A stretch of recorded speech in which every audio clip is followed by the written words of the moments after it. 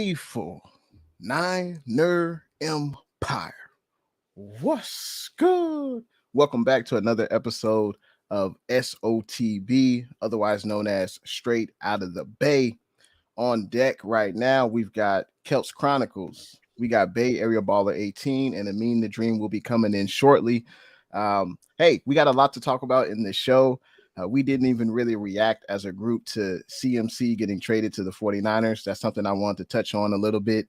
But besides football, how is everyone doing? How was everyone's weekend? Man, great weekend, another blessed weekend. Besides the 49ers getting the brakes beat off of them, it's been everything's been all good, man. How about you, Jay? Hey, I'm doing pretty good. Always looking forward to meeting up with you guys on a Monday night. So I'm doing pretty well. How are you doing, Eric? Hey, feeling great, besides the loss, but, losses happen. And that being said, as long as your family's good and you're all right, health-wise and whatnot, that's really what matters. So I'm doing great, Jay. Hey, absolutely, man. I wanted to touch on real quick, the Niners. This is probably the biggest trade from the 49ers in quite some time. I know John Lynch made a huge trade, not at the time, but in acquiring Lincoln Tomlinson back in 2017. That was a huge trade, but, offensive line play isn't real sexy, but, Christian McCaffrey, he is a guy that plays that running back position. He can do a lot of things on the field. He is one of the best running backs in the NFL. So I got to ask you guys just a quick 30 second to a minute reaction. What were your thoughts on the Niners getting Christian McCaffrey? Was it too much compensation? Did you like the move? And let's start off with Bay Area Baller.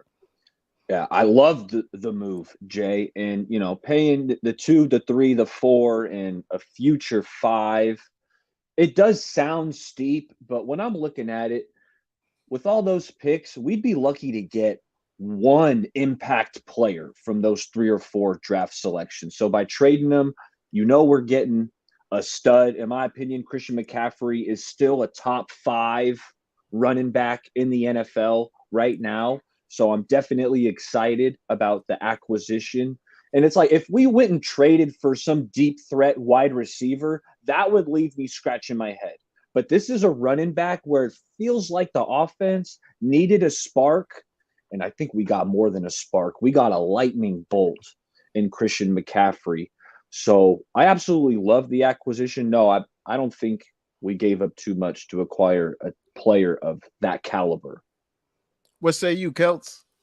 Man, that's one of the first words out of my mouth was just kind of like, man, this is the spark we needed. Like I was super juiced up. I was, for whatever reason, that was a particular day where I was like not on anything. I kind of just turned everything off that day, turned all notifications off, took a mental day. And then a neighbor coming and tells me, and I'm like, no way. Like, kind of just sitting on my porch, like, you're kidding. Like, no, serious. I kind of check it out. And I was instantly hecka excited. But then I instantly I did question myself real quick. I was like, man, is this desperation? Or is this, hey, we're one move away? I look at it from a lot of different angles, like instantly. But I was initially excited, super juiced up for a player like that. But then I instantly thought of Trey Sermon. I thought of TDP. I thought of Mason. I thought of Elijah Mitchell and all the capital we've kind of, to where it's kind of like, kind of everything with the 49ers feels like a little bittersweet. But I am juiced up that we have a player like Christian McCaffrey, like Bay Area said. I mean, it's a lightning bolt. It's a this man could do some big things. And then I started looking even further what he could do with a guy like Trey Lance. And, I can't help but to think about the moment. I'll think about yesterday, the moment, and the future really, really quick. You feel me? So I couldn't help myself to think what this could look like with Trey Lance. But, hopefully, he gets to do even more this year in the moment. So, we'll see how it pans out. Yeah, absolutely. When I first saw the trade, I couldn't believe it. I had to check several sources when I saw it, and I was like, wow. It was funny because I had actually put up a post on my community page like the day before saying, hey, should we be interested in Christian McCaffrey? What do the faithful think? And I think we gave up a lot of compensation for a running back. But when you think about all our draft picks, we drafted Dre Greenlaw, we drafted George Kittle. So for all those good draft picks that we have, you look at it, Joe Williams, you look at Trey Sermon, you look at a few other guys that didn't work. Solomon Thomas, Dante Pettis, Reuben Foster. So for every good pick, there's always going to be a few bad picks. So we still have 10 draft picks next year, and this isn't a 1-year rental with McCaffrey. We got him for the next 3 years, and he can grow with this offense and work with Trey Lance next year. And I think he's the spark that this offense needs. And obviously, as the year goes on, he continues to stay healthy. He'll be more integrated in the offense. So I just want to hear you guys' thoughts on that. It seems like we're all in agreement that, CMC is a huge plus for this team going forward. But I got to say, what's good to everyone that's in the chat right now. We have Jesus, Payo Time, Sejin. He says, what's good, 49ers? Wouldn't even trip on the Chiefs game, but I get it. We definitely will get into the Chiefs game, but there was some breaking news today regarding the San Francisco 49ers. I think there was Marlon Mack, our running back. He was signed by the Denver Broncos. Marlon Mack was on the practice squad. Obviously, he was expendable now that we have CMC. But also, Kyle Juszczyk, he has the broken finger. He had surgery on it today, so he will be out. He won't play in this week's game versus the Rams. And I think there was one more. We had some other piece of news. Debo, exactly. Debo's got the hamstring. He's listed as day-to-day. So, what are you guys' thoughts on these injuries? Not having Juice. I know we have Ross Dwelly who could play that fullback position. But what say you, Keltz? What do you think about, Juice and Debo going down? Do you think that could prevent us from possibly winning the game this Sunday versus the Rams? It depends on Debo, but at the same time, it's just like, man, it's just continuous. It's like this is a never-ending, cycle of injuries, man. It's just super frustrating, man, especially but at the same time, hey, perfect timing to get a guy like Christian McCaffrey. Hopefully he gets a load of a gang of opportunity if Debo isn't able to make the game. I think who really knows, maybe this will force Kyle into getting into some form of rhythm without Juszczyk. I'm not really sure what to make of it. Everything is just kind of back and forth with this 49er team, man. It's like I'm a little lost for words. So it's just kind of like, I mean, it's unfortunate. Hey, at least it wasn't anything more major than that. What up, Amin? Yee. Yeah, so that's pretty much all I got on the Juszczyk. That's unfortunate. I dislocated my pinky a few times, so that's what I thought. What happened to him? I thought he just dislocated it, but it'll be swollen for a little while, but it gets better. But a broken finger, that's probably a little more. I broke fingers too. That's a little more serious. It takes a little bit longer to heal. So it sucks. What say you, Bay Area Baller? I mean, it's the Debo hammy, man. Hamstrings, those are tricky. Hamstrings are no joke. And what could be a slight strain now, if you try to go out and play through it and it becomes a severe strain, then you're looking at a multi-week absence. So it is frustrating, like Keltz said. It's like we get Christian McCaffrey, we add a weapon, and then Debo goes down. You'll lose a weapon. So hopefully it's minor, but that's the one that has me the most concerned. Broken finger, it does sound bad, but I feel like, shoot, you tape it to the other finger. I don't know what you got to do to get Juice out there. Sounds like he'll miss this week, and then the Niners got to bye. I expect him to return after the bye. What say you? I mean, the Dream. We were just talking about some of the injuries that came after the game versus the Kansas City Chiefs. Juice got the broken finger. He'll be out this week versus the Rams. Dusty Gold, appreciate that. Greenlaw, he has the calf muscle pull. I think he's also listed as day-to-day. He did not go back into the game yesterday against the Chiefs. So Hey, what do you think? I mean, what do you think about these injuries? Could they prevent us from winning this week versus the Rams? I don't think it'll prevent us from winning against the Rams or giving us a chance to beat the Rams, but I mean, it's every single week at this point, right? Like every single week, if you watch a Niners game, someone goes down. Like Yeah. this week it was Dre Greenlaw, Kyle Juszczyk, Debo. A couple of weeks ago it was Nick Bosa. Like every single week, someone goes down. Someone that's important to the Niners. Like Emmanuel Mosley went down. Someone important to the Niners goes down. Now some injuries are obviously more severe than others. But I really don't know what, like, obviously it's football and it's physical, but I just feel like when watching the Niners, it just happens to the Niners maybe more often, even though I know teams get injured as well. But, like, at a certain point, like, I don't know when the last time I've seen a Niners game where someone hasn't gone down on the Niners. I know we're the most injured team in the league. I saw a statistic, dude. They had all ranked all 1 through 32. Yeah. Niners are 32 in terms since 2017. They showed a thing where our players have missed the most amount of games since 2007. I'm pretty sure it was 2017, but it was like 1,300 and something games, and we were number one on that list. I mean, that's a pretty big sample size, man. Yeah, man, it gives me the chills a little bit, and just I appreciate the frustration, or I could see it on your face, Amin, and God, man, it makes me, hey, man, it's not too often. I don't know, almost seeing your frustration makes me want to break something lightweight, man. And I rarely ever do those sorts of things, man. I got a punching bag and some workout equipment. I kind of go do that, but man, it makes me almost in a funny way rip something up, but I can feel it though, bro. It's like, it's every week. Like I was watching the game, and then we find out Dre Greenlaw's not in the game, and he's like hurt. I'm like, dude, that came out of nowhere. Yeah. So like, I mean, the Debo and Samuel injury, that's something that we gotta keep track of. Who knows how severe that is, and hamstring injuries can linger.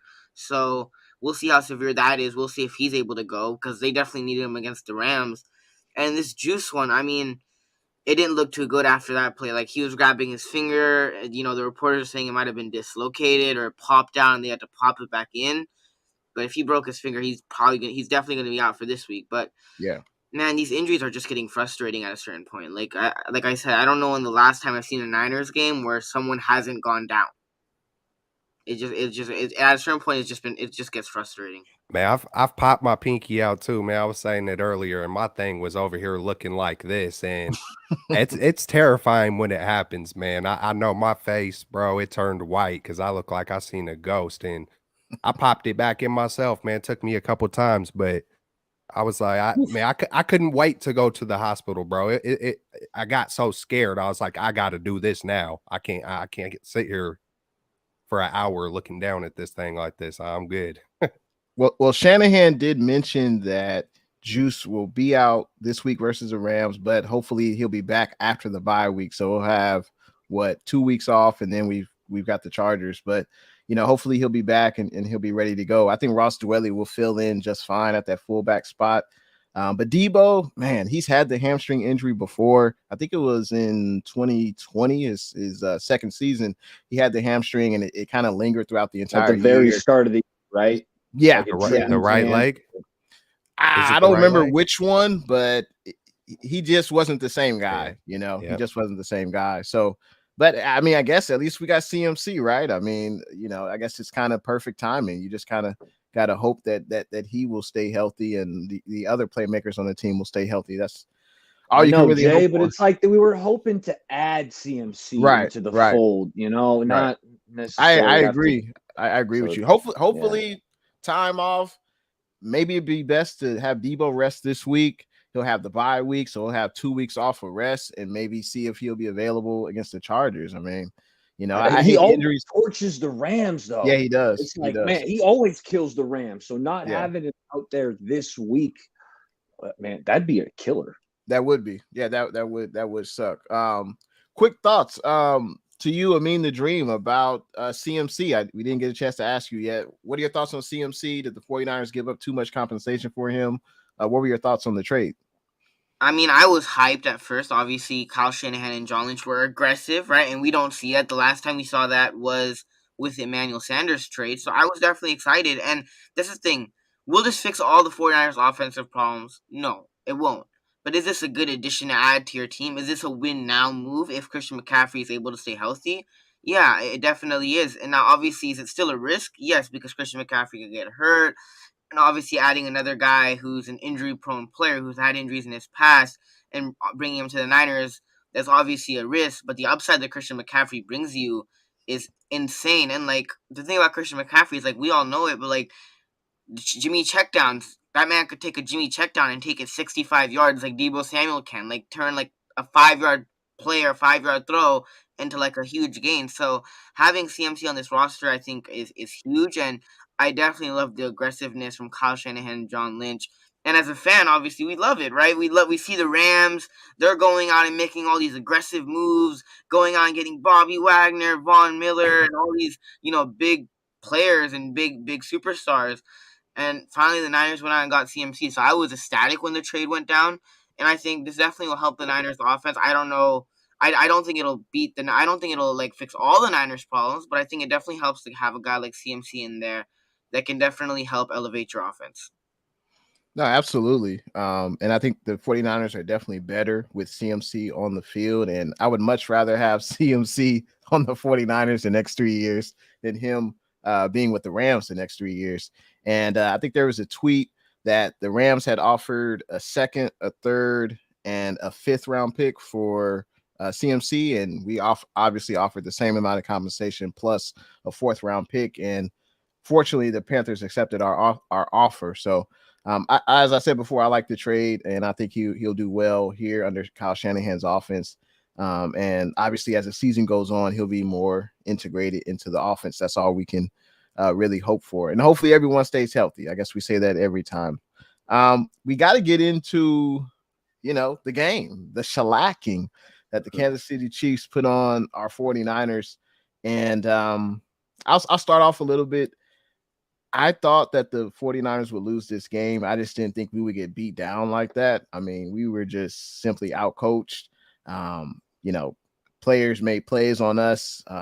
What's the guy's name for the Chiefs? The fast wide receiver ran the same play like Hardman. 3 straight times.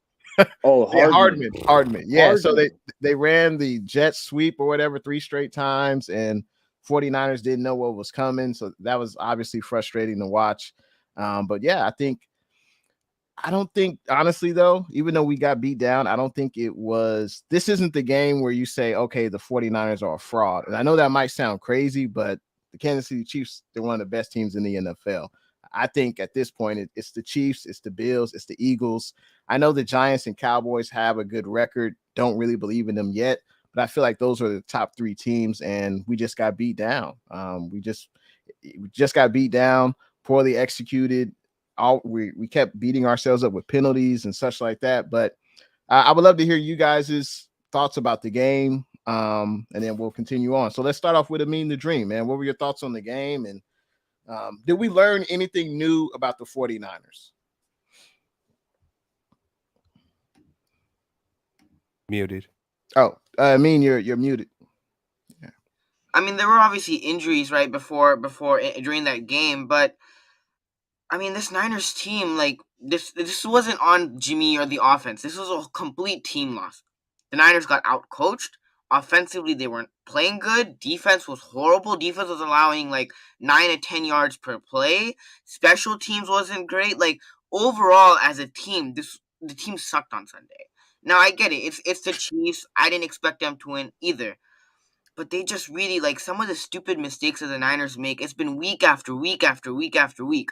I didn't expect the Niners to win, just like you, Jay. Like, I didn't expect the Niners to win, but some of the, like, crucial mistakes that the Niners made were just them, like, screwing up, like, penalties, or, like, missed tackles on 3rd downs, or, like, it was just the same stuff that we've seen this whole season. Same mistakes the whole season. This team is undisciplined. Like, it's obviously frustrating, right? And one thing that I personally learned is that before the game started, or during that week, I was like, if this defense doesn't do well, right, which I expected it not to be great against Patrick Mahomes, because Patrick Mahomes, Andy Reid, that Chiefs offense is great. Can this offense step up and do their thing? And the offense wasn't able to. Now, I get it. It's the Chiefs. It's hard to, put up the same amount of points as the Chiefs. But there are question marks for me. Like, hypothetically, we all think, a lot of us, we when Trey Lance got hurt, we're like, the Niners are Super Bowl contenders. If you make it to the Super Bowl, hypothetically, you're probably either going to play the Chiefs or the Bills. Hypothetically. Like, most likely, you're going to play those two teams. And let's say we're healthy, and if the defense is, doing their thing, but they're not going to be able to stop those two offenses completely. Can the offense do their thing and put up enough points to go toe-to-toe with that opposing team? Like, this offense is my huge, question mark, is that we already have these injuries, but this offense just hasn't been great. And the defense, I'm going to be honest, this is the first good team, first good offense they've probably played all year. The Broncos weren't great. The Falcons, for whatever reason, dominated that defense. They had injuries, so, I understand that. But this Niners defense really hasn't played a good offense. And the first time they did that was this Sunday, and it struggled. And it did. And the offense struggled, and overall, it was just a frustrating game. And if I told you before the season started that the Seattle Seahawks would be number one in the division right now, I mean, really, the Seahawks are an untalented football team. They have some talent, but nobody expected them to be 4-3 and be first in the NFC West. Not even Seahawks fans expected to be first in the NFC West. The Niners have talent, and they're sucking, and they're screwing things up. So it's frustrating. It honestly was frustrating. I didn't even feel like watching that game. We made stupid mistakes.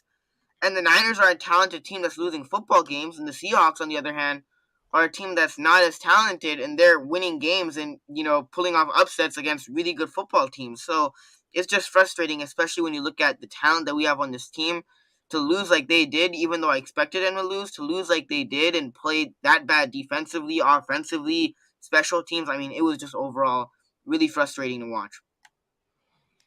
What you think about the game, Keltz?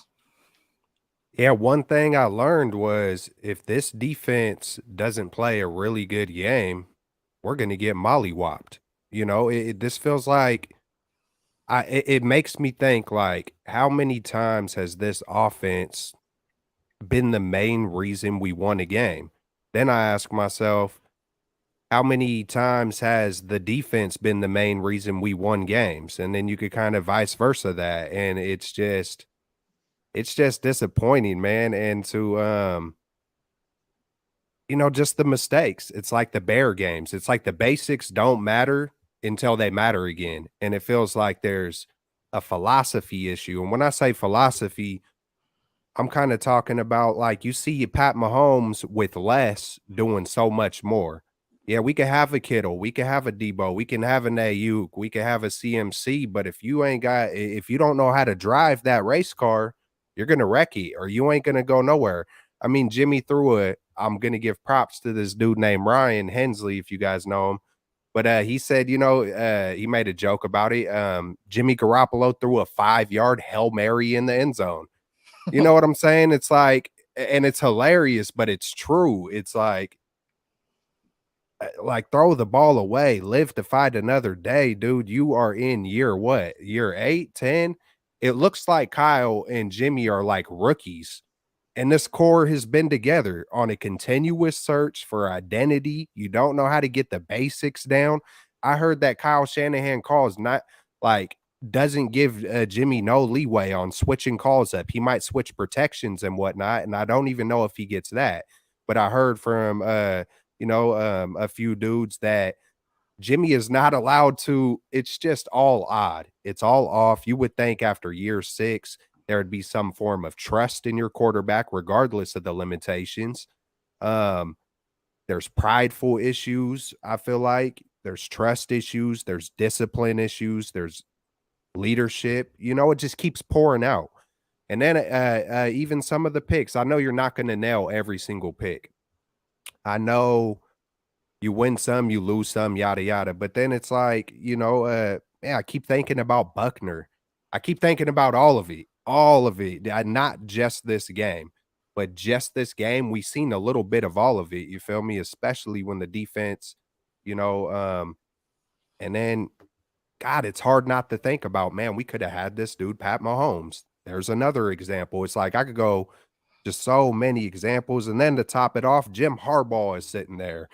And it's just like, it came. And then this is the team we lost to almost in a similar way, but more of a beatdown. We were up 10-0 in this game. We were up 10-0. CMC was showing flashes of Keltz, what was your thoughts on the stat? There was a stat at the end of the fourth quarter man. where we're losing by 3 in the fourth quarter. Kyle's 1-29. That just shows you can't finish. It just I mean, it's pretty it's my God, man. It's I don't know, man. It's so weird and it's so odd, but typically when I'm super confused, because there's some stats that say this. Some say when you come to a confused point, that just equals lukewarm. I've said it before, I'll say it again. And when you're lukewarm, you know what I'm saying? Lukewarm gets spit out, man. You know, it's halfway, it's half stepping. There's something that's not right. All of us could feel it. It's hard to pinpoint. I mean, it's easy to be like, hey, Garoppolo. It's easy, you know, but it all just seems erratic. It all seems the play calling to the discipline to all of it just seems a little sketchy. The vibe seems sketchy. It's just off to me, man. Like I said a while back, we could win versus anybody and lose versus anybody. Next week, hey, we could blow the Rams out, and it could be a whole. It's just a prime. It'll be back to Super Bowl. Oh, we go to Super Bowl now. We I love you, LA Rams. I love you again, Kyle. Man, I love you, man. You know, I know last week I said fire you, promote Lynn. Man, let's just trade Kyle straight up for CMC. I was joking about that last week. Let's trade. Hey, man, let's trade Kyle for Buckner, promote Lynn, Jimmy for Colt McCoy, and you know, we'll see what's up with next year when Trey comes back. Before you go, Eric, I just want to say what's good to everyone in the chat. We have Kim, we have 49er Minded, another great 49er content creator, Blue True. We got Bay Area Throwbacks. Appreciate you guys for tuning in. Feel free to hit that thumbs up button. Make sure you subscribe. And all these gentlemen, social media handles are in the description of the video. YouTube, Twitter, IG, all that good stuff. Make sure you guys check these guys out on their individual social media accounts and give them a follow, give them a subscribe. We appreciate it. Bay Area Baller, man, what did you learn after this loss on Sunday? Anything new? And yeah, let me know what you thought about the game. I mean, we learned the defense is human, all right? If you subtract Armstead, Kinlaw, Emmanuel Mosley, Azeez Al-Shaair, I mean, we can go down the list. If you subtract all these guys, it's not the same defense, and that's what I learned. I mean, guys, I want to run down the Chiefs' offensive drives, okay? First drive, we got the interception. Nice play, Hufanga. That was the only time we stopped Mahomes. Literally, that first drive, we got the interception. Then the Chiefs went touchdown, touchdown, missed field goal right before half. Second half, they went touchdown, touchdown, touchdown, touchdown. And then Mahomes was out of the game. All right. So there was a lot of touchdowns there. And the 49ers, they couldn't stop a nosebleed. So I learned you subtract all these guys, it ain't the same defense. I mean, that's probably the only thing I learned, to be honest. No, I think, you know, astute points there. And I would agree with everything you said. This defense is not the same without Emmanuel Mosley. It's not the same without Kinlaw in the middle and Eric Armstead. There is a tweet put out regarding Eric Armstead. When he's in the lineup, I think we only allow 2.8 yards per carry to opposing running backs. And when he's out of the lineup, it's like 4.8. So, you know, Keltz, all 5 of the rushers on the Chiefs were averaging over 5 yards a carry. Yeah. I mean, I'm looking at Isaiah Pacheco's at 5.4. And he was a 7th round pick.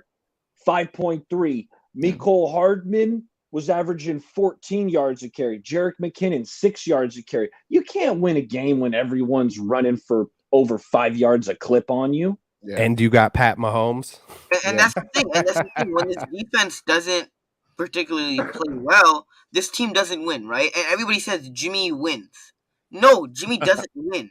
Jimmy, like, the best example I could give, and people have said this before, so it's not just me, but, like, let's example, right?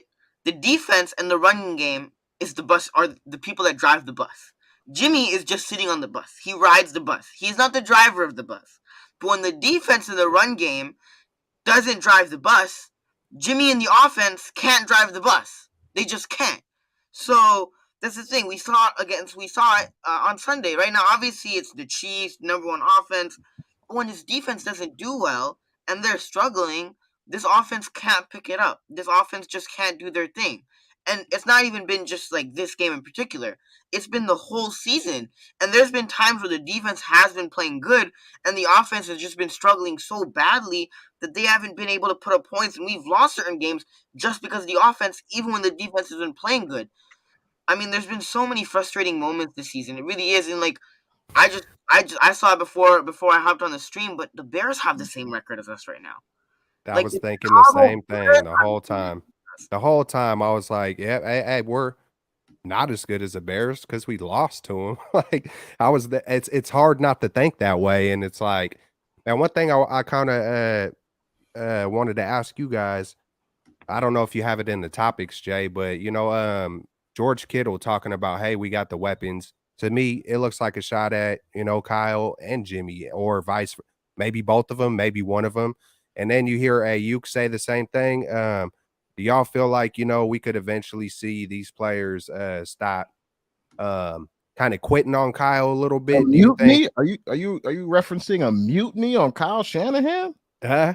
You're referencing a mutiny, like meaning the players they all go against Kyle Shanahan? Now, do you think there could be do you think it could get to a point where, yeah, man, they kind of start, I don't know, just seeing certain drops.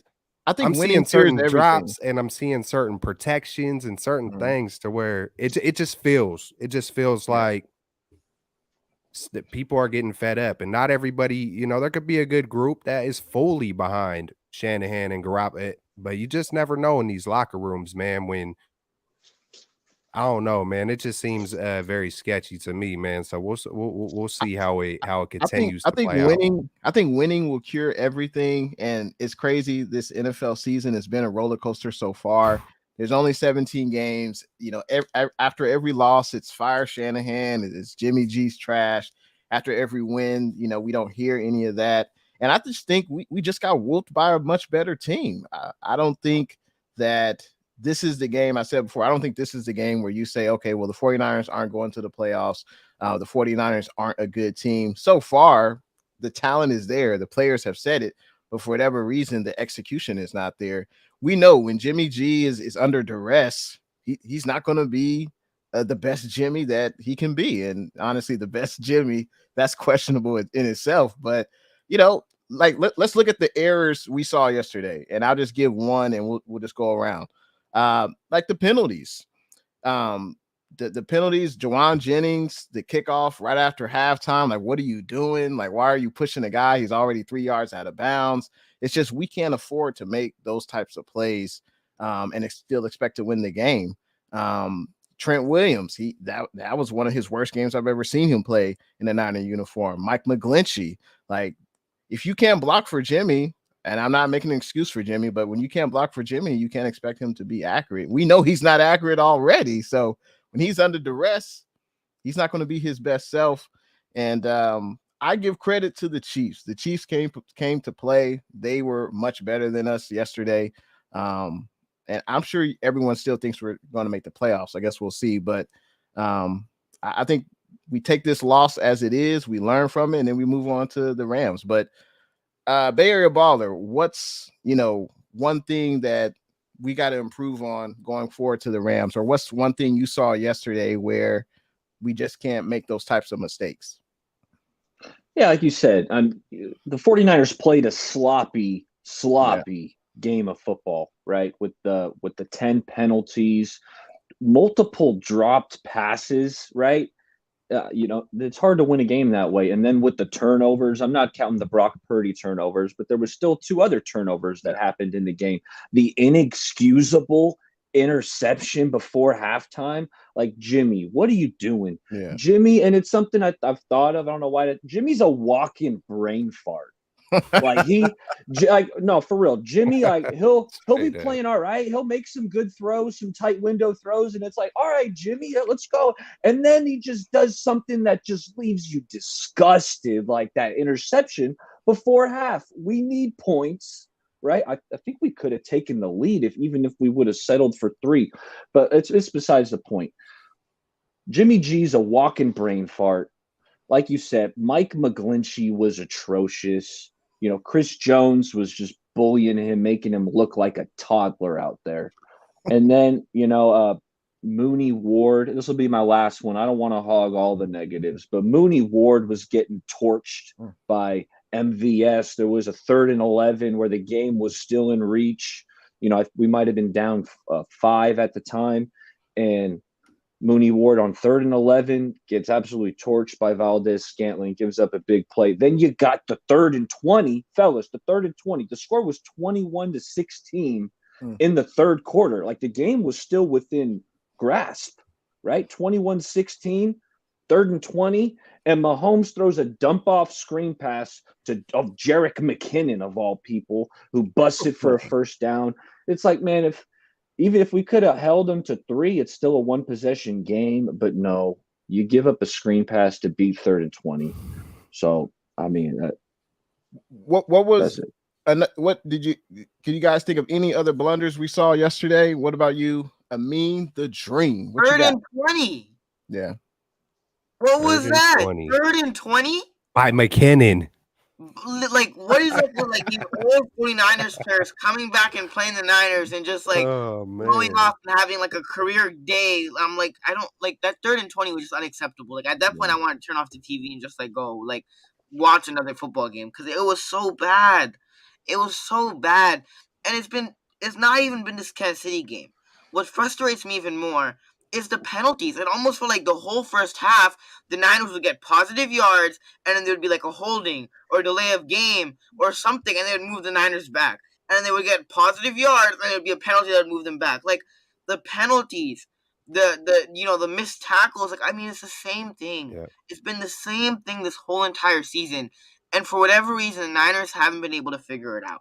And yes, Andy Reid's great. I think Andy Reid's great. I think Patrick Mahomes is great. And I'll be honest, I don't think Kyle Shanahan's an offensive genius. I think he's great at play design. I think he can get the most out of certain players. But I don't think Kyle Shanahan's an offensive genius by no stretch of the imagination. There's 2 people that I would say offense and defense that are offensive genius and defensive genius. Andy Reid's an offensive genius, and Bill Belichick is a defensive genius. If you look at certain games where, like, Bill Belichick has won games with Bailey Zappi, even though he started over Mac Jones, but, like, there's been games where they shouldn't have won this year, and he's been phenomenal. Like, they beat Buffalo last year with just a defense playing great. So, Bill Belichick's a defensive genius, and Andy Reid's an offensive genius, and I get it, he has Mahomes as a quarterback, but he was doing it with Alex Smith as well. He was doing the same exact thing with Alex Smith, and Alex Smith was thriving in that offense. So, no, Kyle Shanahan is not an offensive genius. If your offense is struggling that bad, and like we talked about earlier in the show, the stat that when you're down by 3, you can't even win a specific, you're 1-29 if you're down by 3 heading into the 4th quarter. Like, that's atrocious. I'm going to try to find it, but there's something that Jesse Naylor put out on Twitter a couple of days ago about, like, the 2021-22 season. There you go. In 52 halves of football, 20 of those, the Niners' offense has scored 7 points or less. 11 of those, the Niners haven't even scored a touchdown. And then 4 of those, it's been a shutout. Like, I mean, how can you call that an offensive genius? Man, we scored what, 10 points in the first 8 minutes, and then the other 52 minutes we scored 13? Like what is that? Right? Like, no adjustments. It's like the one script works. I remember how beautiful it was in high school when we had our scripted first drive and it went smooth. And after that, bro, it's like doesn't Andy Reid have an offensive coordinator? Like, doesn't most of these teams have, like, people helping them, offensive coordinators? You go look up and down the league, the best teams, typically most of them have offensive coordinators and or they put trust in their quarterback. Like, Kyle doesn't put no trust in no quarterbacks. Kyle doesn't have no offensive coordinator. He's a control freak, and it's just getting old, man. You got to have trust if you're building relationships. That's what it's all about, man. No matter what job you go to, it's relationships, man. This right here, hey, we're having a conversation. You know, Kyle don't like to discuss. You know what I'm saying? He just comes off as a dude that don't like the man. It's just, you know, who's not the smartest guy in the league, but it's I think, in my opinion, one of the best coaches, one of the most underrated coaches is Dan Campbell. Dan Campbell isn't the smartest guy, isn't an offensive genius, so to speak, but he knows how to lead. He's a leader of men. And you see that with his players. You see, like, even though they aren't, like, they don't have a winning record, but, like, Dan Campbell, I think, is a phenomenal head coach. Like, I think he's great. Well, yeah, there's coaches, that are X's and O's guy, like technically what Kyle Shanahan should be. And then there's, like you said, leaders of men, the Ron Riveras, the Jim Harbaughs, the Pete Carrolls, right? Robert Saleh's doing that in New York right now. Yes. So there's different types of coaches, and it's like when you're hiring a guy, it's something you got to think about. Do you want a leader of men who's going to do everything the right way, take accountability, hold people accountable when it's necessary?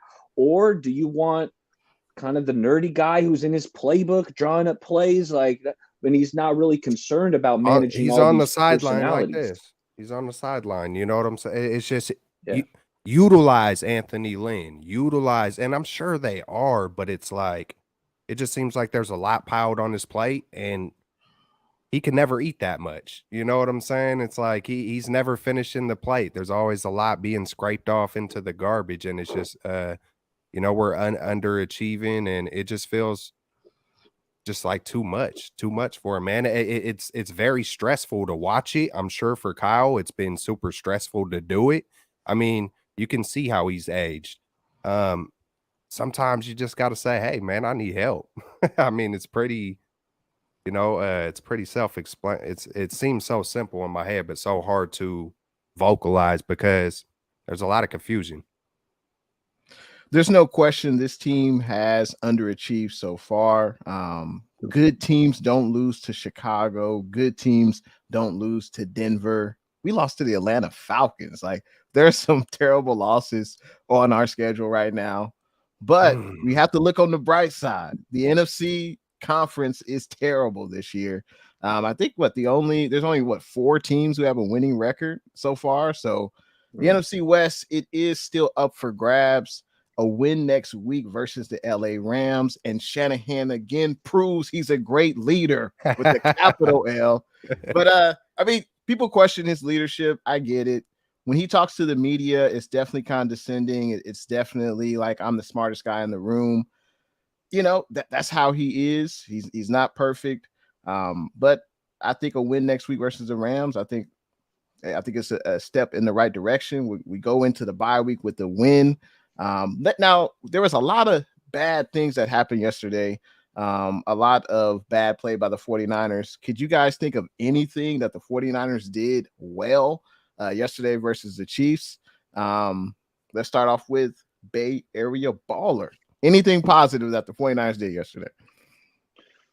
Yeah, Jeff Wilson and Christian McCaffrey, I think the running backs looked good on their limited touches. It felt like Jeff Wilson probably should have got some more carries. I mean, they tried to get TDP some looks, but he didn't do much. I would rather just see that go to Jeff Wilson because Jeff was running well. And then I'm not going to take all the positives because there were very few, but the other guy I thought played well, and PFF agreed. PFF had him as the highest ranked 49er for the game, and that was Aaron Banks, the left guard. I thought he held up well, where there was a lot of offensive linemen that struggled in that Chiefs game. I mean, I don't know what we did to piss off Chris Jones. Somebody said something about Chris Jones's mama, because every time he comes and plays the 49ers, this dude just destroys whoever's in front of him, whether it's Daniel Brunskill in the Super Bowl getting knocked over, Mike McGlinchey's getting thrown down like a toddler. And so somebody pissed off Chris Jones because that guy just dominates us. But Aaron Banks, he played well. Ooh, what a steal. We got him in the second round of the draft. Man, he might play for the Niners next 10 years, Faithful. What say you, Amin the Dream? What was something positive that came out from yesterday's game? I mean, not specifically in the Chiefs game, but this whole entire season is Talanoa Hufanga. I mean, that interception was beautiful, right? Like, and watching that in slow motion, like, I mean, that's that Troy Polamalu instinct, right? And pre-draft, people were comparing him to Troy Polamalu, but I mean, Talanoa Hufanga has been a huge positive, not only in this Chiefs game, but this whole entire year. And I mean, Hufanga has just been a stud for the Niners. A steal draft pick once again, another late round another late round diamond by the 49ers and John Lynch and Adam Peters. But Talanoa Hufanga has been great so far, and he had another, I think, a pretty good game yesterday. And that was the only time the Niners offense could really stop the Chiefs was with that interception, and they went up 10. And we all know what happened after that. But Talanoa Hufanga, I would say, probably was a positive from that game. He's been phenomenal, not only in this Kansas City game, but this whole entire season. So I would say Talanoa Hufanga for sure. Before you go, Keltz, I just want to say about Huff, I love what we have in Talanoa Hufanga, but sometimes he's got to learn in the NFL. Obviously, he had a lot of injuries in college. He's got to learn. Sometimes you can't just go for that knockout hit. You're going to have to actually wrap up and just do a standard tackle, because he almost got hurt yesterday on a tackle. He is very aggressive, and it's something that all fans love, but sometimes you have to protect yourself and wrap up. And I don't know if I'm the only one that noticed, but Huff, he be missing some tackles. He does a lot of one-arm tackles sometimes. I know he's still young. His future is very bright, but just something that Huff can work on.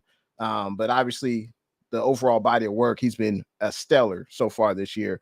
What say you, Keltz? I know you got a lot of positives written down on your index card right now, and you just waiting to pull those out. What you got, Keltz? Oh man, I almost started saying something about Geno Smith. No, nah, man. Hey, what a day for George Kittle and tight end university and tight end day, man. You know what I'm saying? That is. He really, I don't watch wrestling or whatever, but he really put it on for everybody with his thing that he did, sounding like The Rock and whatever. And sure enough, he almost has 100 yards and a touchdown catch. Now, but props to Ray. He got his first, I believe, touchdown catch. Yep. And then I'm scratching my head on the five yard Hail Mary by Garoppolo. I think that was the Ray. And then after that, I'm kind of thinking, man, why wasn't that like Jawan Jennings, or why wasn't, I'm just always kind of thinking like it's hard to, but hey, man, looking at some of these stats, typically I don't look at them, but, I wanted to make sure if there wasn't no positives. But I mean, just looking at it with my eyes, man, of course, Christian McCaffrey was a spark. Hufanga got the pick. Ray got the touchdown. Kittle got a touchdown. Yeah, man. I mean, besides that, there wasn't a whole lot. So it's like, it is what it is, man. I think the biggest positive I come out of this game is the 49ers have 10 games left. It's funny. Well, not funny, but it's weird. It's deja vu all over again. We were in the same position we were last year. But this time we have CMC in the number 23 jersey. I think the 10 games to go, CMC and his debut with the 49ers, I think he had 10 touches, played about 21 snaps, had about 62 yards. He looked explosive, and I think he could be the catalyst to turning this thing around. And I think that's the biggest positive I get from yesterday is CMC will be in a uniform with the Niners, and he's going to be a full throttle, full go against the LA Rams, and we're going to need all we can get versus the Rams. Did you have something else to add, Keltz? Now, I was going to say that I did notice how Hufanga, man, bounced off of Kelsey. It's like, yeah. I mean, that man Kelsey, man, he's a man. He's a different breed, man, and it's pretty obvious. So no, I just wanted to touch on that real quick. No, absolutely. Kelsey is a beast. I know it's sacrilegious to say that Kittle isn't the best tight end in the NFL, but Kelsey, I mean, what he does, the way the Chiefs use him, he's just a mismatch nightmare. The 49ers did not have an answer for him yesterday. And, Nick Bosa, man,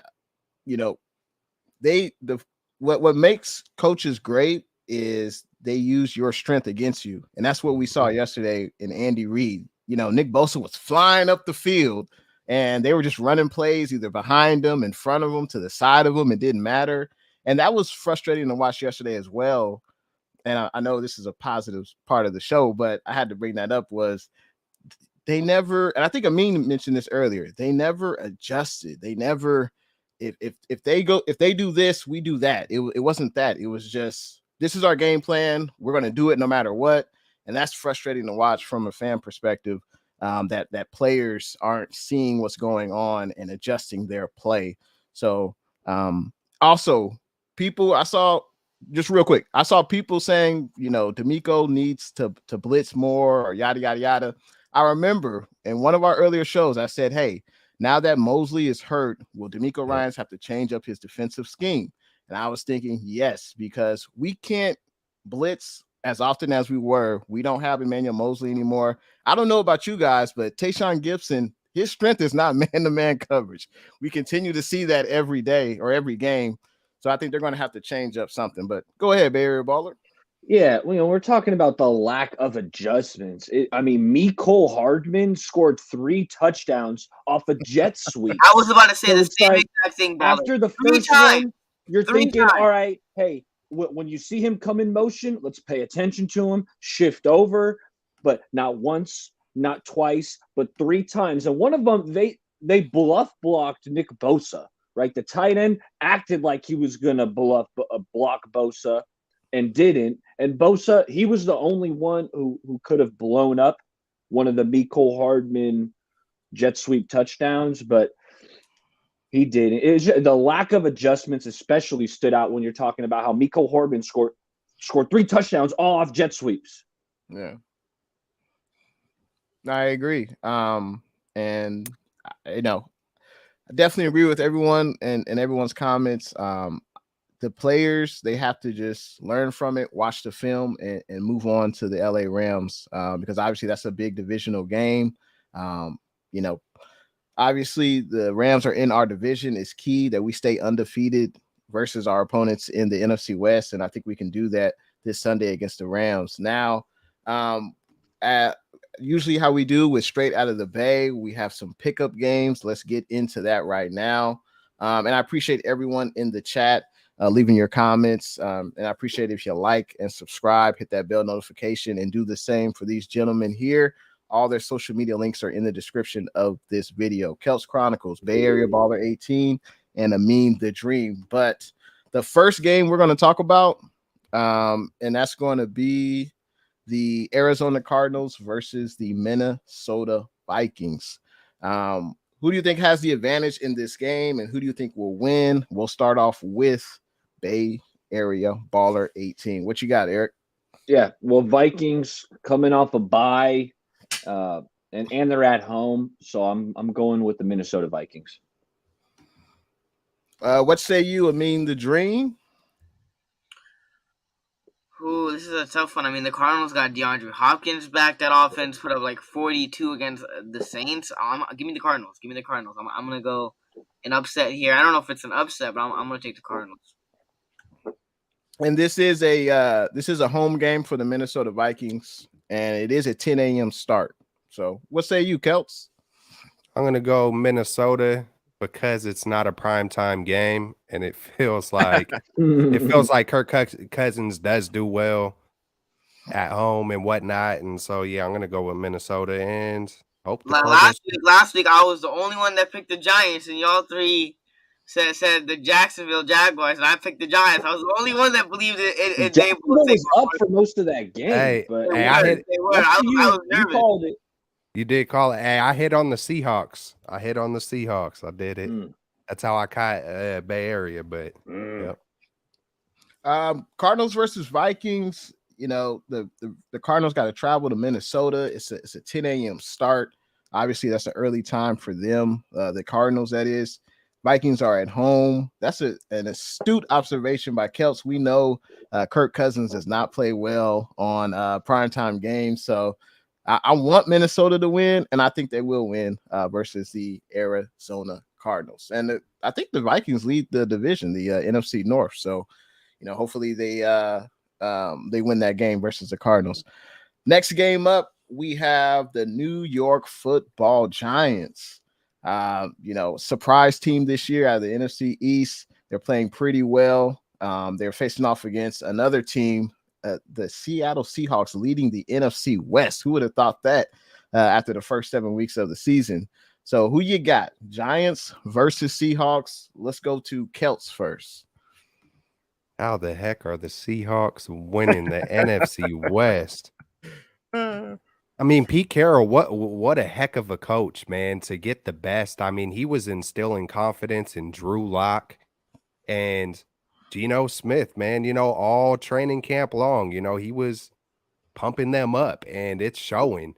I mean, he's, Seattle, man, they're hey, even though we put a good whooping on them, hey, man, it doesn't look like they're going to just lay down.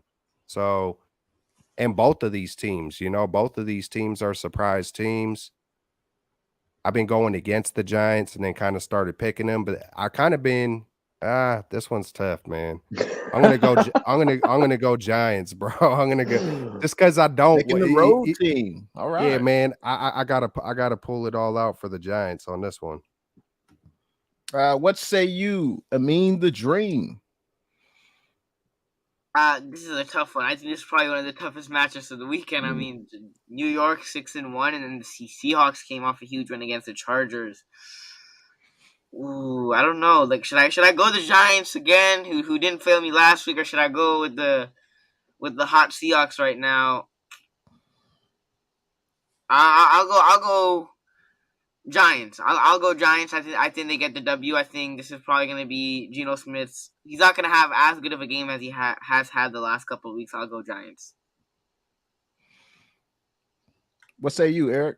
Yeah. This one is tough, man.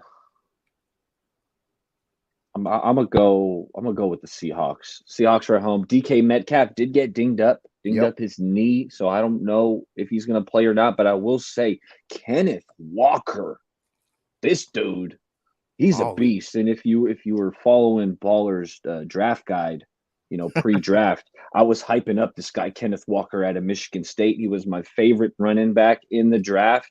And Rashad Penny goes down, and this dude has been elite. So I'll roll with the home Seahawks, mostly because of my boy Kenneth Walker. Whew. I mean, who would have thought, looking at this game on the schedule 2 months ago, that you would have two of, dare I say, two of the better teams in the NFC? At least their record says that. DK Metcalf is banged up, though. We don't know his status this Sunday. Now, the Giants, they do got to fly all the way down to Seattle. That's a long flight. That's got to have some type of effect on their body. But I don't want to pick the Seahawks. I don't want to pick the Seahawks. They are at home. I'm just gonna pick the Giants. I'm gonna pick the Giants. I don't necessarily believe in the Giants. I think they got to prove they have a little bit left to prove, but they're probably going to be a 10-win team this year. They're probably going to be a playoff team this year. Crazy. Who would have thought that? But I'm gonna take the road team. I'm gonna go out on a limb, take the road team. Don't want to see the Seahawks win. That's for sure. I mean, Daniel Jones just rushed for 100 yards. I mean, he's been looking pretty good. I'm not saying he's looking like a world beater, but yeah, Daniel Jones has been playing some pretty good football, and we know Saquon Barkley, he's back. Crazy. It's crazy, bro, to think Saquon's back.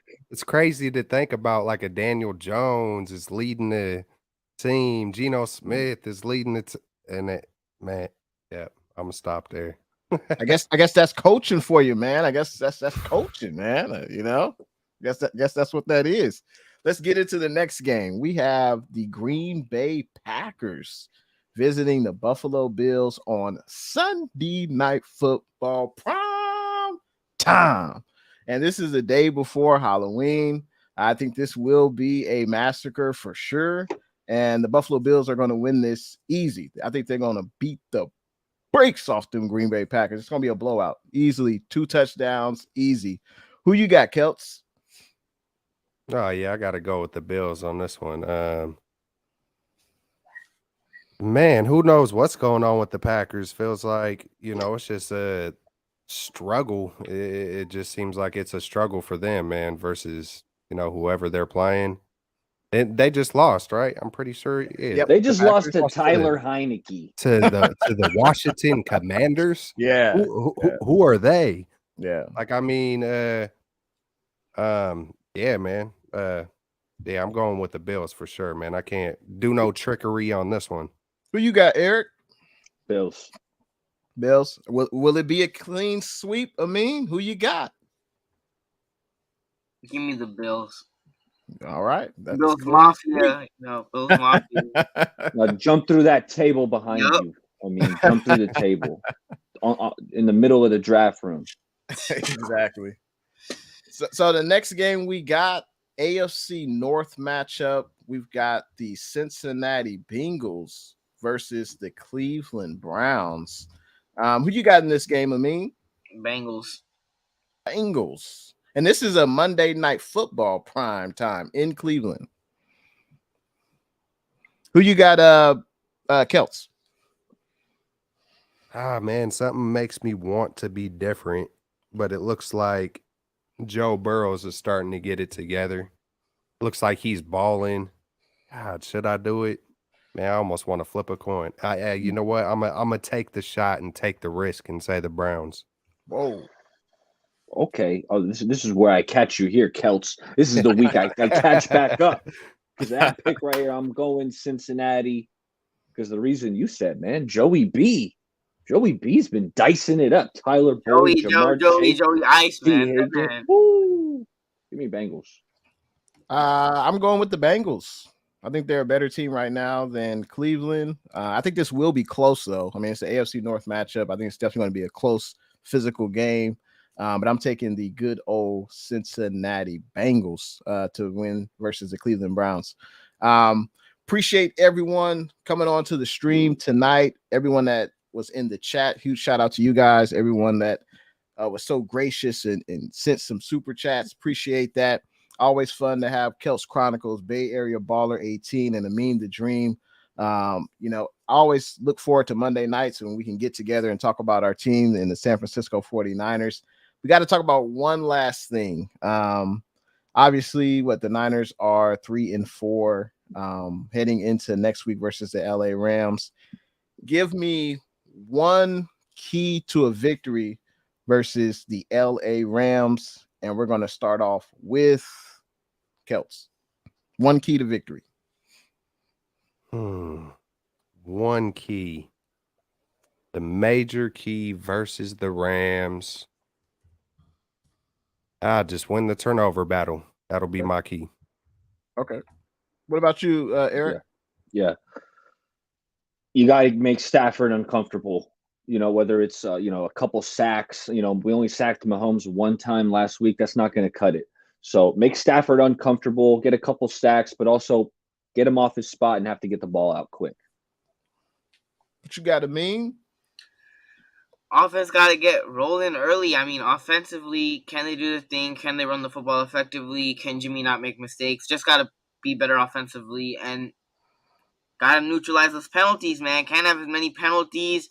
If you make stops on third downs, you can't have a penalty, have a penalty after, and then, the Rams get another set of downs and they get another opportunity to put points up on the board. So, hopefully they can be a more disciplined team and offensively if they can get going. And CMC, I'm excited to see what he can do next week because hopefully he'll have a week to get used to the playbook and everything. But just offense got to be better and got to be more disciplined as a football team. Man, I could go in a lot of different directions here. But I'm going to say, can we see a full 4-quarter game from our special teams unit? I mean, we spent a lot of money in bringing on players. We even added in a new coach. Can we get a button-up 4-quarter performance from the special teams unit? How about no penalties? How about we make sure we block for Robbie Gould? I know we did last week, but there's 2 blocked field goals that have occurred this season. So let's get a good button-up special teams performance. I like Ray when he holds on to the ball. Can he get us into positive field with his punt returns, his kick returns? But that's what I want to see. Can we get a good 4-quarter performance from the special teams unit? And I think if we do, it'll definitely give this offense much easier time to go down and score. So, but that's it. Go ahead, Keltz. And I do got a little bit of a prediction but man, I think CMC, man, I think he can explode in this game, especially I think he just faced them just a couple weeks ago, right? So I think just even, he's probably on point with just maybe some of their tendencies, the way they're going to probably try to shut him down.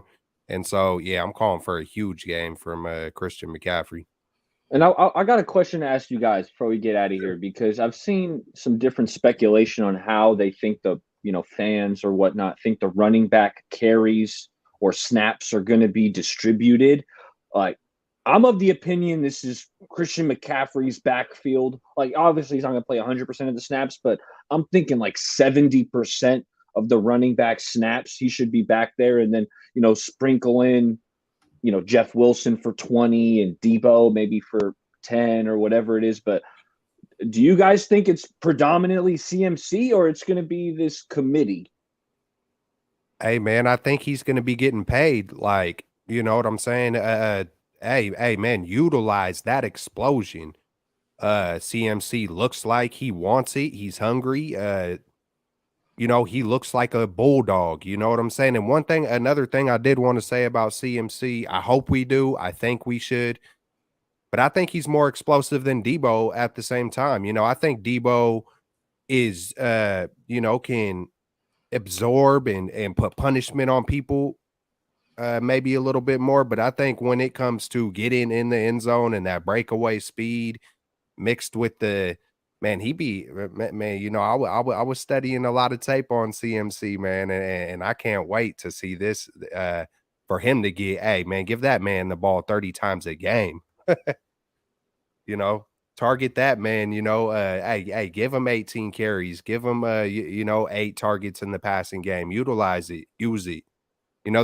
It's kind of like, especially in the red zone, you would think with all the people we got, you would never see a Ray or a Charlie Warner or anybody down there when it's go time. You know what I'm saying? You CMC, Debo, Ayuk, or a bigger body in Jennings. So, yeah, man, I hope we do, man. What say you, Amin?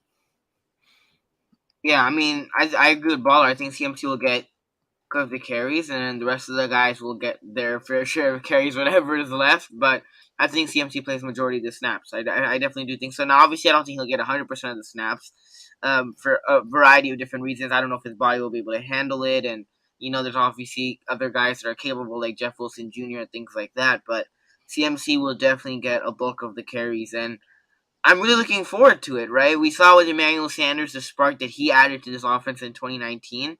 What can CMC add to this offense? What can he bring to this offense? And I'm really looking forward to it. This is going to be his first full week.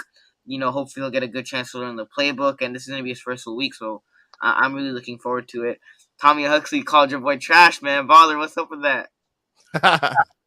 Hey, you know what? Hey, Kevin Givens, man, this dude's saving these guys' ass, Tommy. Where's Eric Armstead at? Where's Javon Kinlaw? At least Givens is out there on the field making some plays. Now, at the start of the year, and in the offseason, I was pumping up Givens, but not even I was thinking we are going to have to play Givens on 70% of defensive snaps. Yeah. So I think Givens, is doing all right. He is making some plays. He's quick. He'll bust through the line and make some tackles for loss. He's got a sack or two on the year. So I don't think Givens is trash.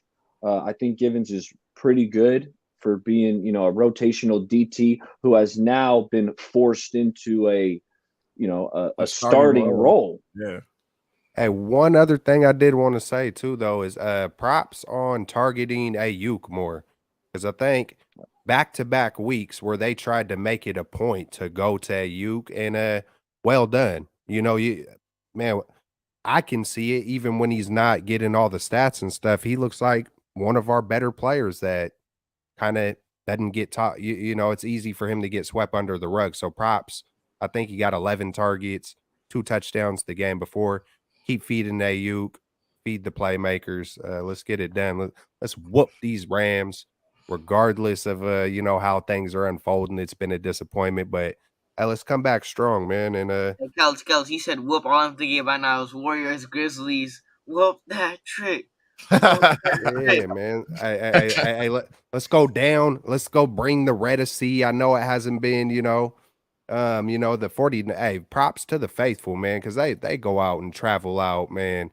Something tough to Atlanta, Chicago, and you know, I feel bad sometimes after some of those losses. Like, dang, man, the faithful went stupid dumb on that trip, you know. And hey, let's go down to LA and put a beating on them and redeem I the mean, that's rest what a of the season. championship hat looks like. I mean, that's what a championship hat looks like. Just a reminder for you. You know we won one, right? Like it's not like we won one. Like we won Nah, one. Okay, don't be out we here. don't count bubble. We don't count bubble. Bubble don't count. The Corona Championship, there wasn't even no fans, no. Just to answer your question, though, Keltz, about CMC's workload, you know, I think best case scenario, if we run the ball 35 times, 40 times versus the Rams this week, I would be, if CMC gets about 15 to 20 carries, plus he gets a few targets out the backfield catching the ball, I think that would be sufficient. And I don't expect him to play 100% of the snaps. I think Jeff Wilson Jr. He's looked good. If you just take out the fumbles, he's looked good. But Jeff Wilson Jr., he can't do that every week. I think that's proven. He can't. 20 carries every week for Jeff Wilson Jr. is not a good way to distribute his workload. But yeah, you got Jeff Wilson Jr. TDP got some burn yesterday. Obviously, Debo's going to be in there. So yeah. But I think it'll be interesting to see how Shanahan utilizes CMC in the run game and the passing game. So it'll be very interesting to see. You guys have anything else you want to bring up? Go Lakers. Wow. Go Lakers. That's funny. Now, quick thing, Jason Verrett. Obviously he's been practicing the last 2-3 weeks. And he was brought off of the IR list. So I believe he has I think he has to be put onto the active roster this week, I believe, or else he won't be able to play the rest of the year. So that's something to monitor. I believe that's correct. So that's just something you guys to monitor throughout the rest of the week. Hopefully he gets brought up. Hopefully Verrett plays, because if not, he could not be allowed to play the rest of the year due to the new rules with the PUP list and things like that. So that'll just be something to monitor out the rest of the week. But yeah, if you guys have anything else, let me know, or otherwise we'll meet up next Monday night. Hey, thanks for having me. You know, I've been keeping up with all three of your guys' channels. You guys are killing it. Anyone watching, if you're not subscribed to Bay Area Baller 18, my channel, Jace put it in the description. Shout out to y'all. I got some stuff coming out soon. You ain't gonna want to miss that. You got your show on tomorrow night? It's going down. 49ers fired up. Tomorrow night. Well, what you got going on your channel, Amin? Man, not much. I'll be honest, not much. Man, it's busy with school, but I'm trying. I'm trying out here. I'm gonna try to put out some more content. But you do a show with 49ers First Takes though every Friday. I do. That's on his channel. We do that on his channel every Friday. Sweet. Yep. Okay. What about you, Keltz? Man, I've just been looking forward to these Mondays with y'all. I ain't gonna lie, man. And like I told y'all, I told y'all a while back, man, you know, and I keep it real, man. You know, I might have went ghost for a couple of months after certain feelings. That's just the person I am. But I appreciate y'all, because I really do like to come through and have this discussion with y'all and chop it up. And I'm also doing, you know, at some point in time, I mean, my vision is to do a show every day eventually. You know what I'm saying? Hey, to hop on for an hour a day, like to, you know, really read comments and really elaborate with every single comment, just to give people that, you know, just to give everybody that voice. And just, I don't know, I just like to get down like that. Hopefully I'll start doing some more collaborations and whatnot. But tomorrow morning, I'm going to be on a show at, I believe, 8:30 in the morning with a guy named Ryan G. Hensley. Like I think I mentioned it last time, he hops on with Grant every once in a while. He's got the 49er Warriors show. Nice. We're going to be chopping it up. Tomorrow is Turn Up Tuesday. And he does shows throughout the whole week with numerous amounts of guests. You know, he's Freestyle Friday and, you know, some other shows. I forgot the names to them, but, you know, come check it out. We're about to be chopping it up about some 49ers and some Warriors. Hey, not the Lakers. Sounds good, man. On my channel, I'll just have pregame, postgame on Sunday for the Niners and Rams game. Maybe I'll have a Rams content creator come on and we'll go back and forth, but we'll see what happens. But yeah, man, I'll say it again, man. I always look forward to Monday nights. I always get excited talking with you guys and chopping it up about our Niners. And hopefully next week it'll be a Victory Monday. I'm sure the show will be it'll be a much lighter show, that's for sure. But huge shout out to everyone that was in the chat tonight. Appreciate your contributions, and everyone have a prosperous week. And I'll see you guys next Monday night. Go Niners. Yeah.